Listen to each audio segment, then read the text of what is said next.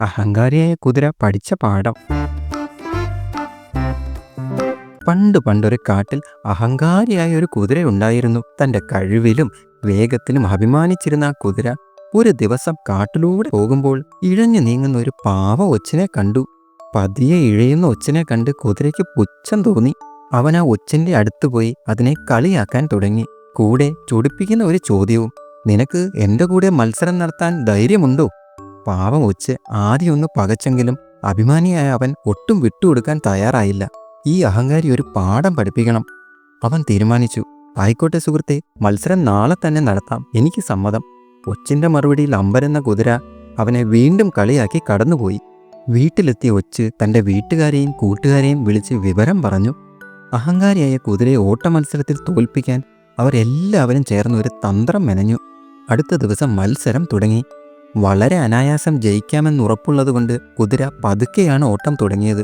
പക്ഷേ കുറച്ചു ദൂരം പിന്നിട്ട അവൻ മുന്നിൽ നോക്കിയപ്പോൾ അതാ ഒച്ച് തൻ്റെ മുന്നിൽ ഓടുന്നു. ഒന്ന് ഞെട്ടിയ അവൻ വേഗം കൂട്ടി ഓടി. പക്ഷേ എന്ത് കാര്യം? ഓട്ടത്തിനിടയിൽ തലയൽപ്പം താഴ്ത്തി നോക്കുമ്പോൾ എല്ലാം ഒച്ച് മുന്നിൽ തന്നെയുണ്ട്. കുതിരയ്ക്ക് തൻ്റെ കണ്ണുകളെ വിശ്വസിക്കാനായില്ല. അവൻ പരമാവധി ശക്തിയെടുത്ത് കുതിച്ചു പാഞ്ഞു. പക്ഷേ എത്ര ശ്രമിച്ചിട്ടും കുതിരയ്ക്ക് ഒച്ചിൻ്റെ മുമ്പിലെത്താൻ കഴിഞ്ഞില്ല. ഓടി ഓടി കിതച്ച് തളർന്ന കുതിര ഒടുവിൽ തോൽവി സമ്മതിച്ചു. നാണം കെട്ട് തലയും കുമ്പിട്ട് തിരിഞ്ഞു നടന്ന അവനെ ഒച്ച് കണക്കിന് കളിയാക്കി വിട്ടു. കുതിരയുടെ തോൽവി ഒച്ചും കൂട്ടുകാരും ആഘോഷമാക്കി. മണ്ടൻ കുതിര!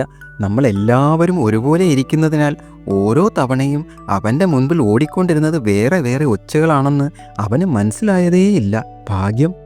ഏതായാലും ഒച്ചിനോട് തോറ്റ കുതിരയുടെ കഥ കാട്ടിൽ പാട്ടായതോടെ കുതിരയുടെ അഹങ്കാരം ഒക്കെ മാറി. അഹങ്കാരം നല്ലതല്ല എന്നും ഒരുമയുണ്ടെങ്കിൽ ഏതു വെല്ലുവിളികളെയും ചെറുത്തു തോൽപ്പിക്കാൻ പറ്റുമെന്നും ഈ കഥ നമ്മളെ ഓർമ്മിപ്പിക്കുന്നു.